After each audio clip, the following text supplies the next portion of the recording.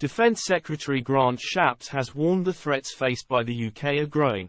Grant Shapps is insisting defence spending be raised to 2.5% of GDP as international threats escalate. The request was formally made in a letter from the Defence Secretary to the Chancellor, The Telegraph reported. He warned in the letter on January 24 that the UK needed to re-establish our leadership in Europe. The increase would cost around £9 billion, a security think tank estimated, and represents an increase of 0.3% on the current 2.2% of GDP earmarked for defence.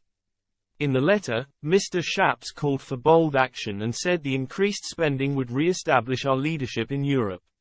It said, "I recognise this may mean hard choices elsewhere, but we should seek to reap the benefits of your successful management of inflation and the economy," with Mr. Shapps later adding, "The threats we are facing are growing and so defence spending is only going to go one way. We should seize the initiative for your budget." The letter suggests the Defence Secretary believes Britain's current military may not be sufficient to tackle threats.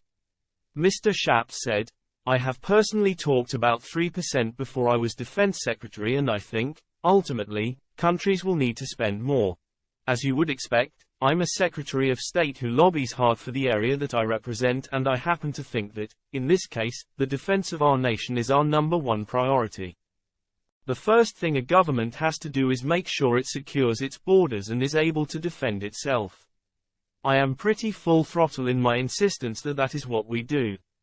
As well as being lobbied by his colleagues for additional spending, Mr. Hunt is under pressure to deliver tax cuts. The spring budget is likely to be the last fiscal statement from the Conservative government before the next general election, which is widely expected in the autumn.